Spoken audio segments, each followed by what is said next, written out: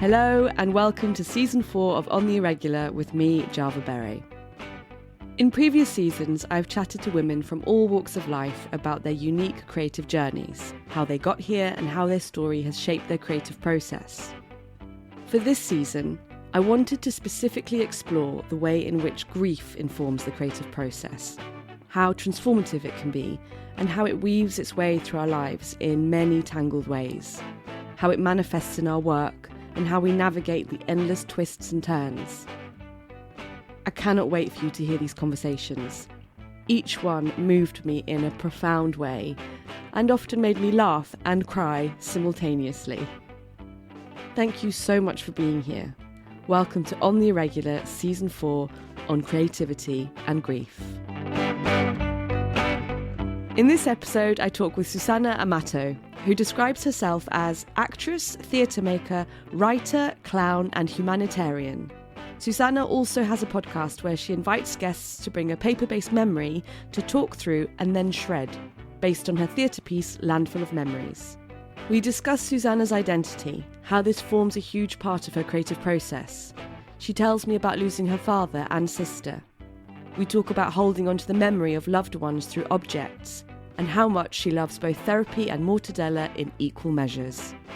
Welcome to my conversation with Susanna Amato, an episode where I rarely stop cackling. A gentle warning, this episode contains swearing and mentions of death and sex. Welcome, Susanna. Thank you so much. I know we're both feeling a bit groggy this morning, so croakiness all round. But thank you so much for giving up your morning to talk to me. I'd love you to start with the beginning. Tell me a bit about your background, where you're from, and a bit about your journey to where you are now. Okay, so thank you so much for having me. Yeah, I might be spluttering throughout my intro. I hope that's okay. Absolutely. Starting now. Okay, so where do I start? What's the beginning? Yeah, so I grew up in a town called Northampton. Lovely. Not many people know where that is, and that's also fine. It's loved by some, but rejected by many. It's an old market town. It used to be the largest town in Europe. It's where the shoe was first manufactured. So we have a shoe museum. That's about it, really. Pretty fascinating, though. Yeah, this shoe museum is actually all right. Like when I go back, which is like never, I do actually frequent to the shoe museum. So yeah, I grew up in Northampton. Both my parents were migrants to this country. So my dad, who's no longer with us, he was Italian, and he came. His journey from Italy to Northampton is quite an arduous one. And then my mum's side is French Algerian, but I think we're actually more Algerian than French Algerian, because obviously there was a complicated kind of dynamic in Algeria during the 60s and 70s from the war, which identity is a big part of my journey as a creative. So yeah, so I grew up in Northampton. I left school at 16 with like no GCSEs, classic performer, just pissing about in class and yeah, just being like a naughty student. And then I decided to just go to Northampton College to study acting and performance, and I really excelled in that. And then I think imposter syndrome kind of takes over, and trying for drama schools, and it's just really difficult, and it's really competitive. And when not a lot of people look like you, that also like goes against you. It's not just about having brown hair or blue eyes, or being tall. It's also about like, can people connect with you? And I only really have understood that as I've gotten older, is that no one looks like me on TV, with an Algerian heritage, or, with a mixture of kind of European heritages within them. Yeah. Then I flopped all of my auditions, and rightly so, because they were quite bad. And then I studied. My friend Ollie at the time, he was at college with, said he was going to Salford Uni to study the 4-year HND PA media and performance course. So I went to Salford. I applied for the BA Performing Arts degree, and then I got into that. And then I got really drunk. And then I told the teacher, like emailed the teacher being like, I don't know whether I can do the BA, like I don't feel good enough, and put me on the H&D so I could be with my friend. And then I got drunk again a few days later, and then I emailed him back again. I said, "Hi Malcolm, I'm really sorry. No, I will do the BA. Like I do feel like it's a good challenge for me. Please accept me onto the course." Oh my God. Then I got an email, like a really clinical email from Malcolm, rightly so, saying you have been your application has been processed onto the BA performing arts. So I studied at Salford for 4 glorious years. My father died in between all of that, which was really difficult. But I was so lucky. I mean, performing arts courses and drama like degrees are such incredibly supportive environments. Like I feel so lucky to have had such amazing friends at Salford, and they supported me through all of that, even though I had to kind of take a year out and redo my second year again, essentially. Yeah. And join a different year. Even that group who didn't know me like accepted me, and I feel so tremendously supported and carried through until the end of that degree. And I suppose that's like the outline, the framework of the beginnings, I guess. And then a year after I graduated from Salford, I studied under Philippe Gollier in Paris for 2 years. Oh, that must be wonderful. One of the most life-changing experiences, but also like brings up a lot of I'm not going to say trauma, but I think in the pursuit of being an actor, you have to be like emotionally intelligent and have to have a good sense of self-awareness. And I think I had those things, but I think it was just heightened at that school. And I think I was triggered by like a couple of the things, and it made me want to kind of develop that skill, that emotional intelligence, which I thought I was good at, but actually I was quite bad at it. I was just like, why don't you do this? And friends are like, no, I can't because of this, this, and this. I'm like, oh, like things stopped being kind of two ends of the spectrum, and I started to understand the spectrum of like understanding compassion and being more empathetic and all of these other things. And I think that was guided a lot about understanding about grief and about like the impact that that's really had on me. I think I was just blink when my dad had died and my sister had passed away 18 months after that. I just had blinkers on, and I just didn't even like want to talk about it or register it, or like people didn't understand it. And then all of a sudden, like I go to the school and it's opening up all of these boxes and wounds and core wounds, and I was like, oh my God, I have so much work to do. I suppose that's taken me to where I am now. Wow. And did you have any support outside of school? Like, did you seek any counselling or any kind of guidance? Yeah, so what happens when I came back from Goliath, I was on like a really big high, and I was feeling really open. I was using my vulnerability. I was really I was super confident.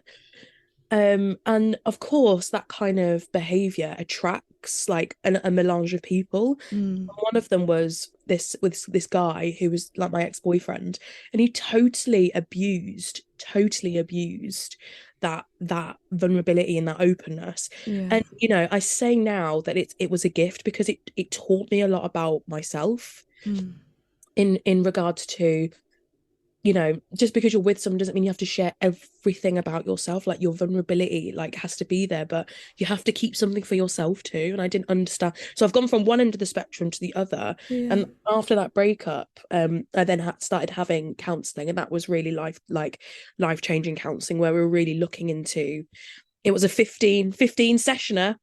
So it's not just your usual 8. I was a 15 sessioner.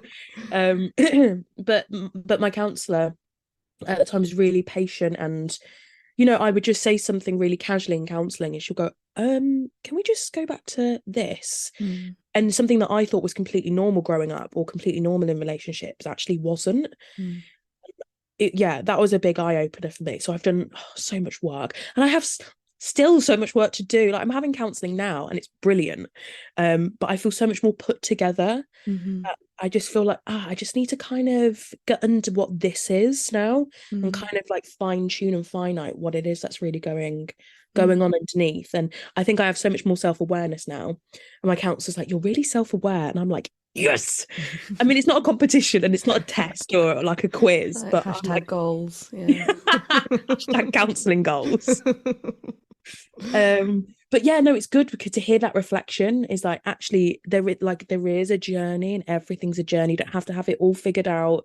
Yeah, and the thing is, like, because also, you're talking like in reflection to drama school about how, you're kind of saying, oh yeah, I wasn't aware of this, or I wasn't aware of that, and I was blinkered. I mean, you're also incredibly young.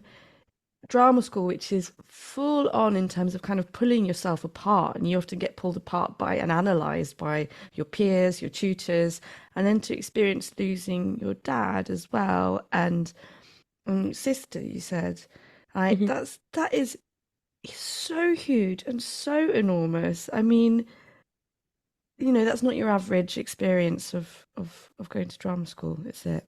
Mm, yeah, yeah, and it's something that I only really understood in the past maybe 4 years, which is I've not really had a normal life like my friends. Like my upbringing was very different anyway, just having parents that were migrants in a Mm, town where there wasn't that many mm, of Italians or, Algerian people. So, already I was so hard on myself just getting to a place where, yeah, I wanted to just be myself. And it was like, no, because because you had salami in your sandwiches growing up, like that all automatically makes you like a weirdo and different. So, yeah. but mortadella is really great. Like, you need to try this. This is, I say that mortadella is my love language because if you brought mortadella to like my house, that's it. Then you go to You're bed, in. you're in. But yeah, I kind of feel like I went on a bit of a tangent there with Oh, tangents are always welcome here, the always. beginnings. Because how long ago did you graduate? Oh, it'll be coming up to 10 years now. Really, gosh, you look so fresh-faced.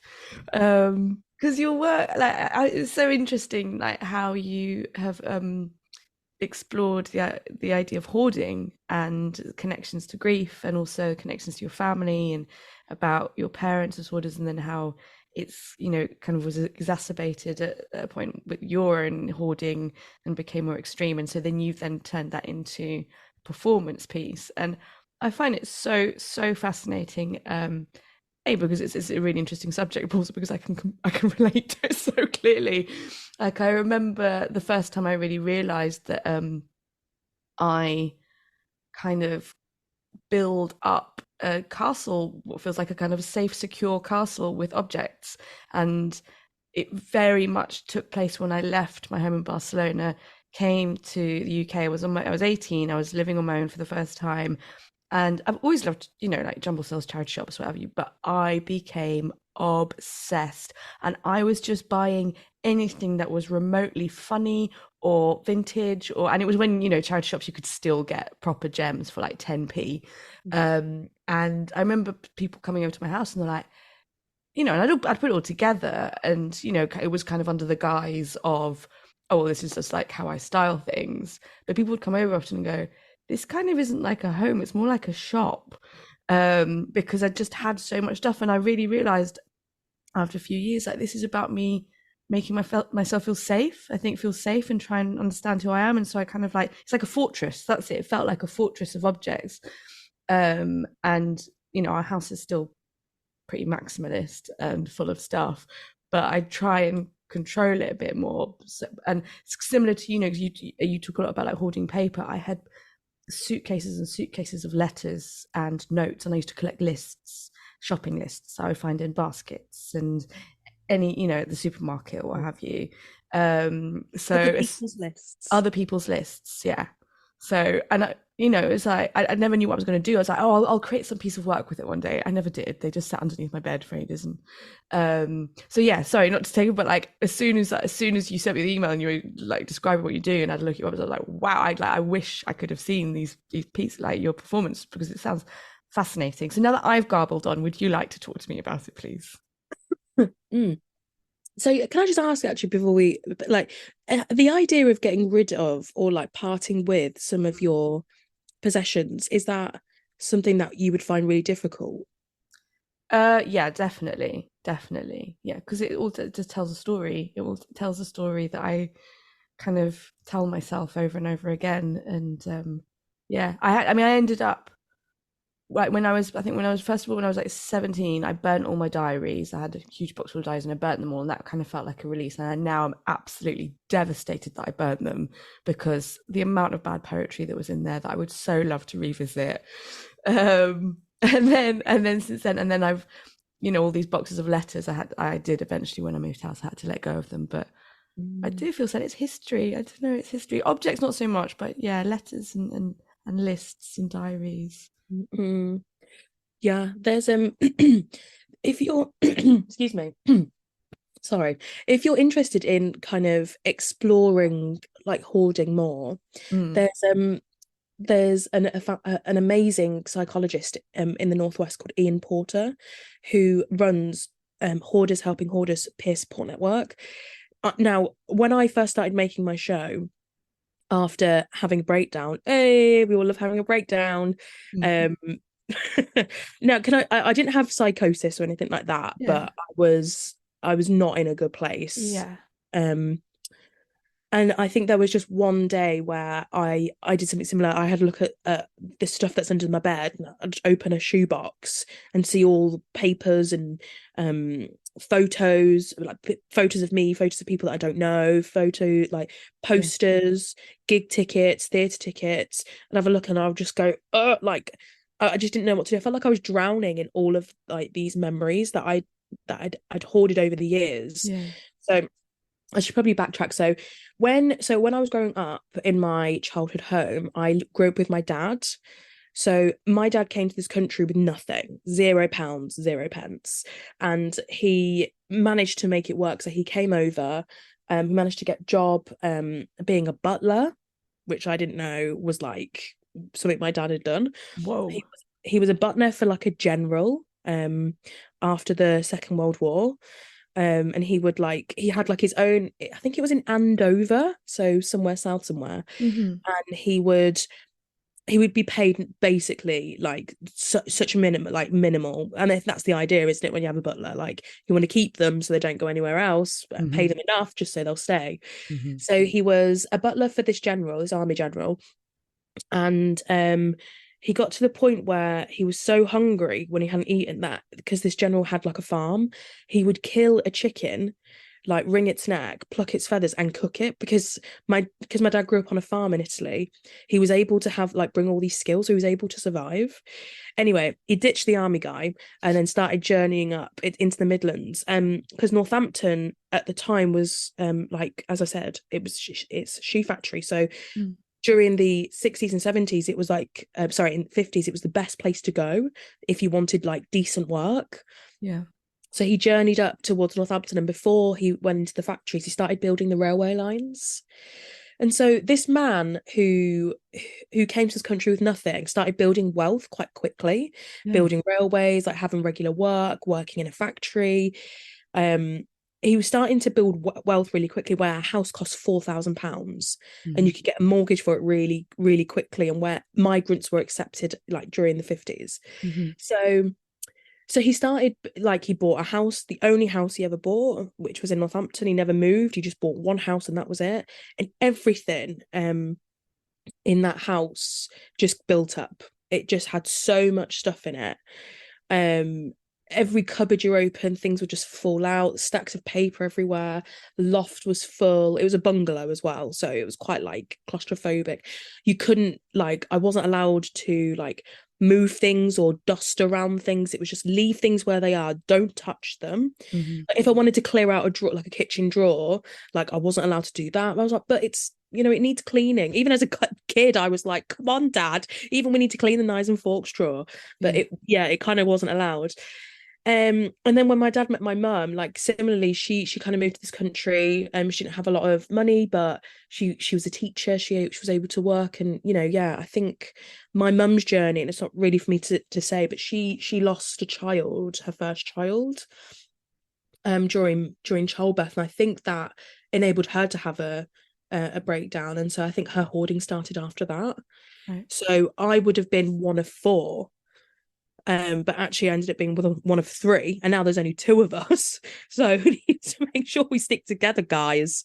Um, so I think a lot of and I think the way that my dad was treated in the UK as well really had an impact on him, and I think acquiring wealth made him feel safe. Yeah. So I think both them coming to England and capitalism being like the big driver in this country and having lots of stuff equals, value or worth or whatever. Mm. So both of them had a lot of stuff. And then when my dad passed away in 2012, at the beginning of 2012, I just basically inherited all of this stuff, as Wow. well as my own stuff, Yeah. Yeah. which was also like hidden away in boxes and bags and all sorts. So I had a man's life of stuff, like 80 years worth of stuff. I had my own stuff. And I had to sell this house, which I didn't really want to sell, but I was forced to by people. So then I just acquired all this stuff, and I've just been carrying it around with me ever since for like 10, 12 years. And then and 18 months later, my sister, who is just on my mum's side, she passed away really suddenly in Kenya when she was volunteering. So And sorry. so she had her own flat, and it was really sad going through her stuff, because she would have been my age. So I'm 32. Mm. So she would have been my age. So I'm just imagining my friends and family going through my stuff Yeah. Yeah. and being like, this is like a young person's life that I now have to like donate or give away or keep. Mm. But with my sister, my mum kept all of her stuff. Right. So we weren't allowed to have anything. And it's taken us a long time for us to get to a point where my mum is happy to share some of that now. Yeah. But it was extraordinarily difficult, because when you're a hoarder, or when you're used to acquiring and your hoarding tendencies are quite high, it's really distressing when you don't have access to the things, especially people that you love. Yeah. So when my mum took everything, it kind of sent me into like an absolute spiral. And I really, really struggled with that, because I couldn't read through her bad poetry, or I couldn't like even just like her, like the smell on her clothes. I know that sounds like really like weird, Yeah. No, I get but that. just like her, the perfume, or like just I needed something just to remind me of her. And I think what I really struggled with was that, because I didn't have access to her memories, I started to forget who she was. Yeah. And I know that sounds ridiculous, because obviously she'd been in No, my life for no, so no, long. no. That you just saying that fills me with terror. The thought of that feeling that you're losing someone, losing the memory of someone. No, I understand that. Yeah. So that was really, so on one hand I had all this stuff that reminded me of my dad all the time. But on Yeah. the other hand, I didn't have anything that could prompt a memory, or that could, that would allow me just to cherish, or just feel that moment. And I think it was the withdrawal of that really that really didn't allow me to process her passing, Mhm. because it still felt that she was on holiday in Kenya. Even though I'd seen her in the Yeah, coffin, even though I went to her funeral, I still felt like she was just on holiday. And this was years after, when after a few years you should be coming to terms with, Mhm. it's hard, but it's you have an understanding. But I don't think I even understood that. And I think, maybe my little sister also went through that, because she wasn't even allowed to see her in the coffin. Mm. Whereas for me, it was kind of like, okay, I know that she's dead, like Mm. in reality, but conceptually, I just couldn't process that. Mhm. So, cut to go to Golier, have an amazing time, come back from Golier, have this really horrible, abusive boyfriend. And he ends up, I end up, yeah, he ends up cheating on me, and that really fucks me up. And then he goes, and I'm just left on my own with in this this shared house, 3-bedroom shared house, with all of my stuff, a broken heart, and just grief, Yeah. just like loss, grief. it's just so much to deal with. So that's when I have the breakdown. And then and then I open this box, I look in, I go, I can't do this anymore. And so I just start shredding, like a manic shred. Right. Just start shredding all this stuff. And I tell you what, it felt like I could start breathing again when I started doing this. Because it was like, it's done. Yeah. There's no going back now.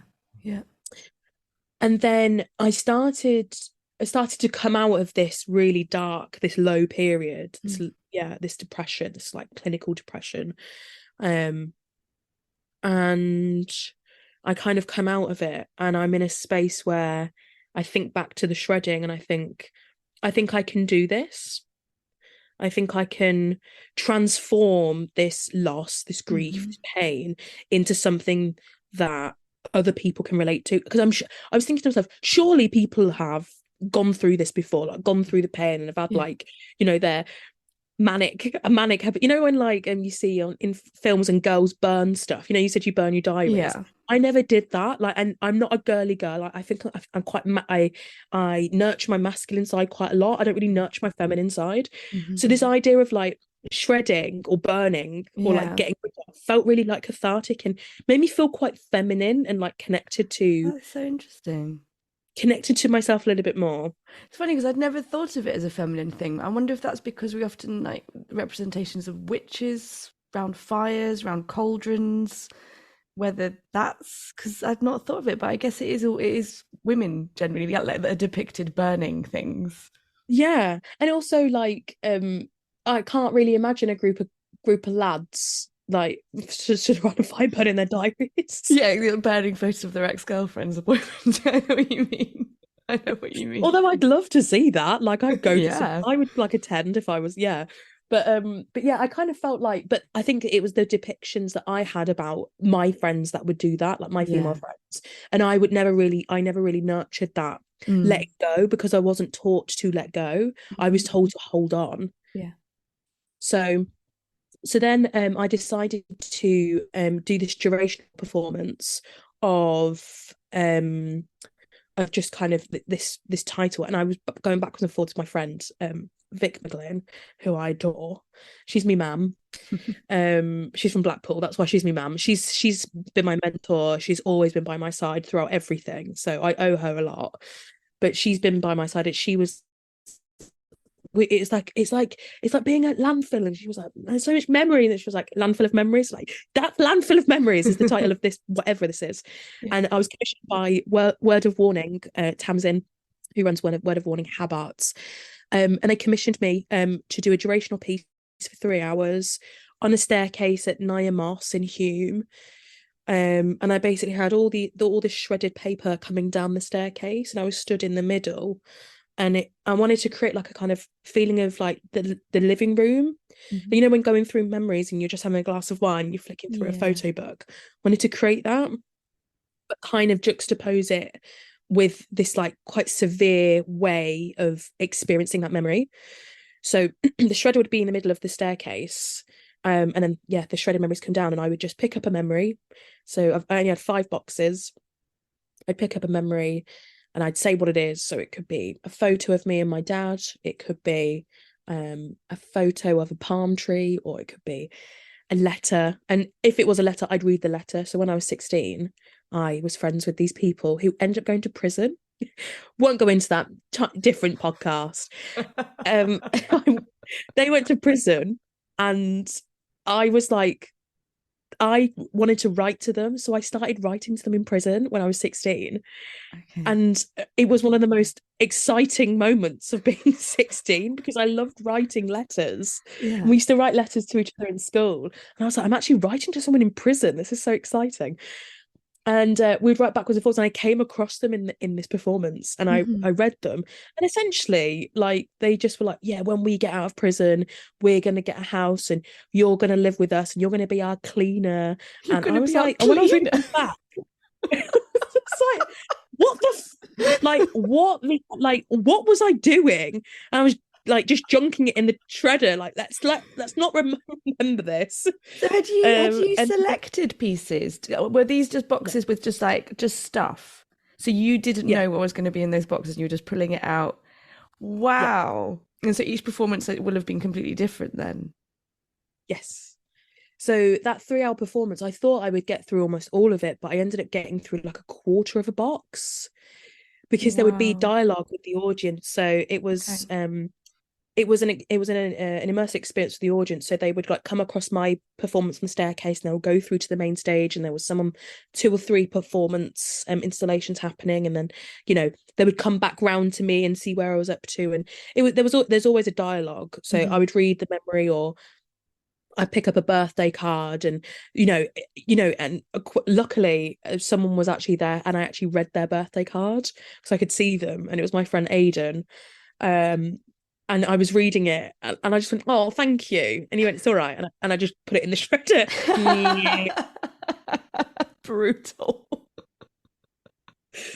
But I think it does, yeah, it gets lots of laughs, but then there's also some stuff there from like my mum, who's written like some like a lovely note in a birthday Mm. card when I was like 8, and or 13 or something, like saying, "I'm so proud of you, and you're growing up to be, I hope this year," and it's like, "Thanks, mum." And you dreaded it. Yeah. Wow. Yeah. How, I mean, it seems like an enormous question. How did that feel? It how did it feel? It feels it feels a bit like when you go on holiday and you're enjoying your holiday, and you're like, I really needed this. I Took really you needed away. this. Okay. I need to enjoy letting go. Hmm. And I did. And yeah, there's a little bit of, oh, but also, if I can't keep everything. Yeah. And I say that to the audience, and they go, and audiences are very vocal when they watch that show, and they say, no, no, no, don't do that. And I say, well, do you want it? And they go, no. And I go, well, it's going in the shredder. And then Wow. negotiate with the audience. Or some people do, they say, yeah, I'll take that. I was gonna say, any shopping lists? I'll take them. I think there were a few things that had shopping lists on the back, like coffee, what is it? Like coffee, chicken, mayo is usually what's on my shopping list. Like main like protein. But yeah, I kind of feel like I don't regret anything that I've shredded. Right. Um, and I do have like one box or 2 boxes that are like non-negotiables, Yeah. things that I won't shred, but everything else, see you later, sayonara. And I tell you what, like when people come and shred their own stuff, which is something they can do, or when they want to shred a memory. So I asked audiences in my full length show to write a memory down, put it in an envelope, and then in the show I pick out the notes and I read them out to the audience, and we shred them together. And you have all ends of the spectrum, just in that envelope, and that for me is like one of the most beautiful parts of like that show. Like I enjoy that moment because it's not about me, it's about how the audience are, where the audience are. Like I've had people talk about like sexual assault, I've had people talk about racism they experienced as a child that still stays with them. I've had people talk about someone they thought was a woman in a nightclub, and they ended up kissing them and ended up being a bloke, and they were like, oh, that was quite nice actually. Like, do you know what I mean? Like these little Yeah. moments that stayed with people. And after every time I do that and I finish that section, I say, thank you so much for sharing. There's a feeling of camaraderie amongst the audience because they're also with each other on that journey. They're thanking each other for sharing their story, even though they don't know who it is. It's all anonymous. Yeah. And it's just when that's the reason why I wanted to do this show was to kind of prove that it's not just me being a crazy lady with all this stuff, Yeah. but actually this infiltrates hoarding affects everyone, regardless of whether you're a hoarder or not, because you hoard memories. That's the most Memories. important thing. Yeah. Yeah. We hoard our memories, Yeah. and then it Definitely. kind of impacts, Yeah, and it's the everything. carrying that weight, whether it's the physical weight or the mental weight, and how you carry that in your body and how you move through life. Yeah. That's incredibly powerful. Wow. Thanks. And you, and you now have a podcast, don't you, as well, where you talk to people about about pieces that they've kept and would they let go of. Yeah, so Landfill of Memories turned into a podcast as well. And I invite a guest on to talk about 3 different memories. So it has to be paper based because it's got to go through a shredder. Mm-hmm. Um, but it's a memory from their childhood, a memory from a tough time, and a memory that they'll cherish forever. They discuss each one, and then at the end, they decide whether to keep the memory or to shred it. That's such a brilliant format for a podcast. It's like Desert Island Discs with a shredder. Right, that's going on the promo. That's 100% going on the promo. It's like Desert Island Discs, but with a shredder. Move over, Lauren Laverne. It's my guy, Lauren, with her soft northern tones. Right, you're off. I'm in. It's Northampton's turn. Oh. But yeah, I think what comes up a lot in that podcast is grief and creativity. Mm-hmm. And I when people bring the poems that they've written, which is creativity that has come from grief, or it's like a loss of a friend, or it's something that someone has written that they don't that like a book that they've written, or it's a photograph that someone has taken of them. It all stems, like these memories, like most of them that come on the show all stem from creativity, and then also grief of so Daniel Hoffman Gill, he brings on an item where it's like a game. He tried to explain it to me on the show, and I still don't understand. He goes, it's a dungeon crawler game. Like, I don't know what a dungeon crawler is. No idea. He brings in one of the pieces from this dungeon crawler game, and it's because he's kind of the relationship with his friends has kind of has finished. Yeah. So when we think about grief, like we often don't talk about like people that's still alive that we're not friends with anymore, like relationships or Yeah. friends. Yeah. And that's really that episode really stayed with me, because I think in life we die many times ourselves. I don't know Mm-hmm. if that makes any sense, but Yeah. Yeah. Yeah. we go through so many phases and And our relationships reinventions. die. Yeah. Yeah. Yeah. And the creativity helps us through that Yeah. when Yeah. if we're writing, and we go through so much as well. Like I before we started the podcast, I was just having a reflection of like what is the thing that what is the connection between the two. Mm-hmm. I just couldn't really I couldn't I'm not I've got nothing in my lemon, to be honest, but when I think about what the connection is, the same thing. If I was describing creativity, I'd say you create because it's a release, because you're self-developing, because you're blocked or you're stuck or you're tired or you're emotionally exhausted, or you're feeling compassionate or you're feeling vulnerable. But they're all the things that you go through when you're grieving as well. Yeah. Yeah.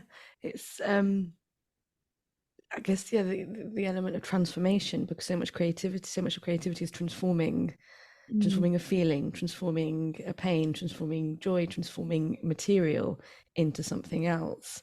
And Mm. through grief, there's always transformation, the loss and letting go or not letting go, and the things that you find within yourself.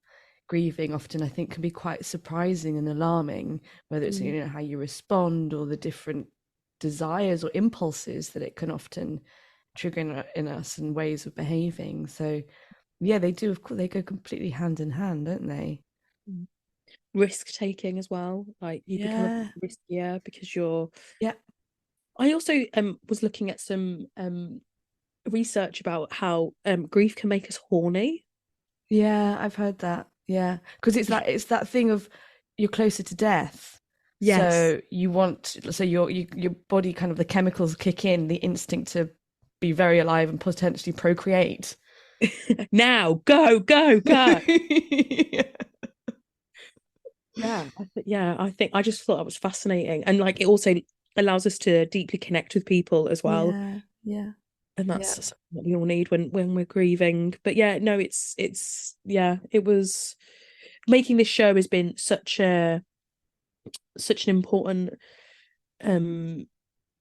vehicle Yeah. into allowing me to kind of really understand who I am. And I Mhm. think I'll probably do a few more I shows. was going to say, is because it almost feels like something that could just be endlessly ongoing.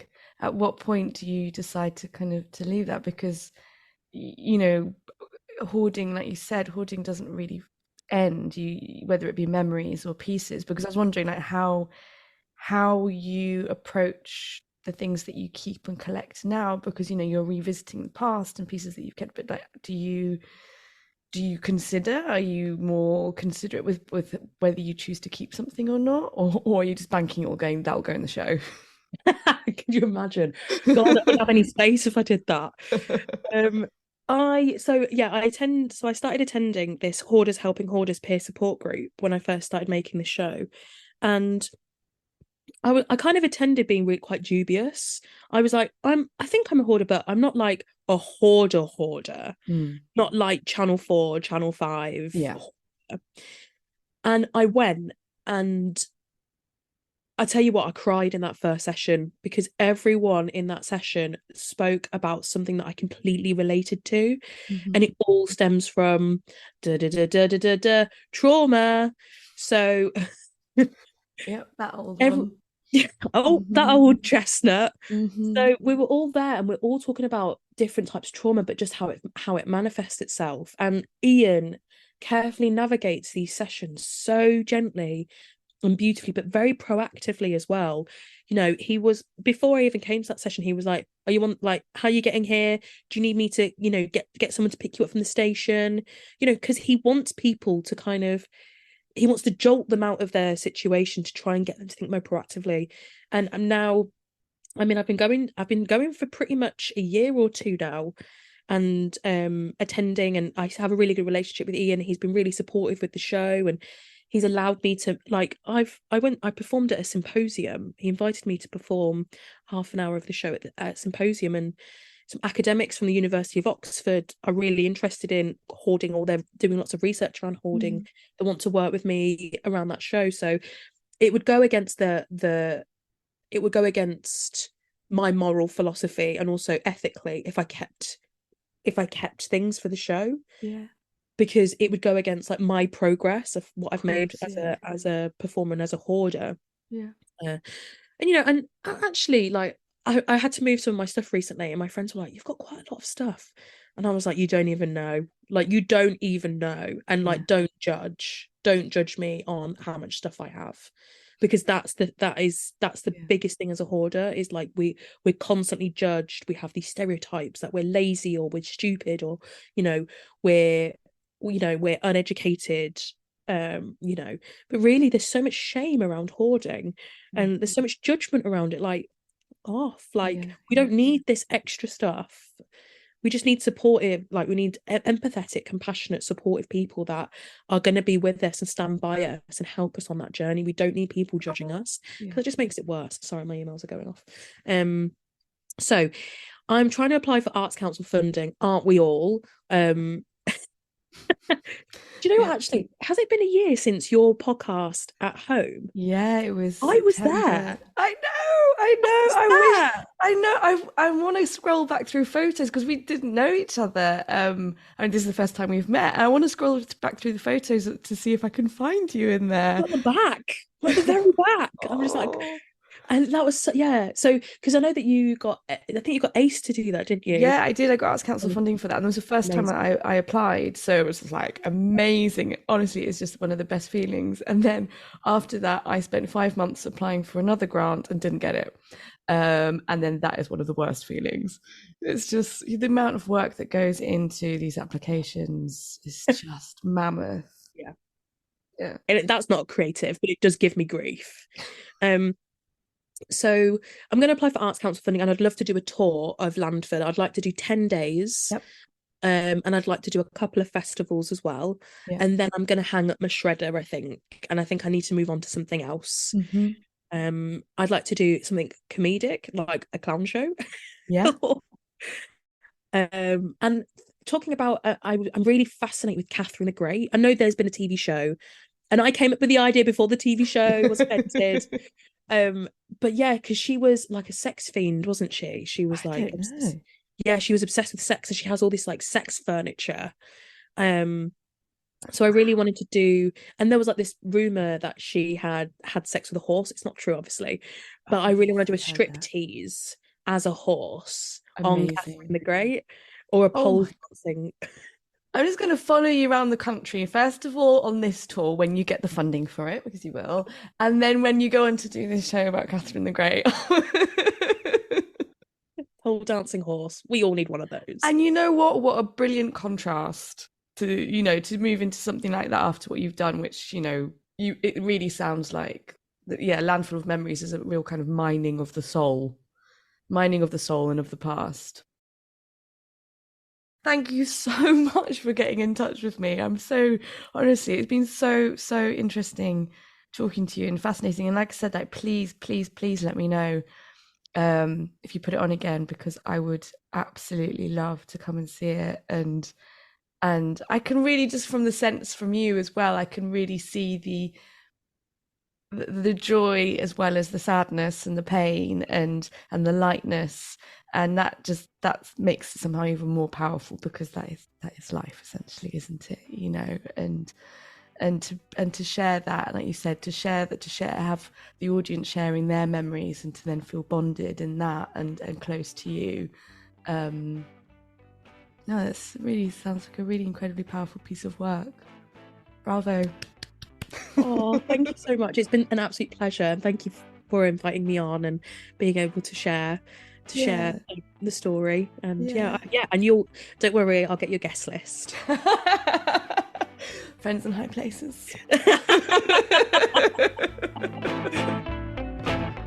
You can find Susanna on Instagram at Landfill of Mems, or via her website susannaamato.com. Please refer to the show notes for links. Thank you so much for listening to this episode of On the Irregular on Creativity and Grief. Please remember to review and subscribe, as it makes all the difference in helping other listeners find us.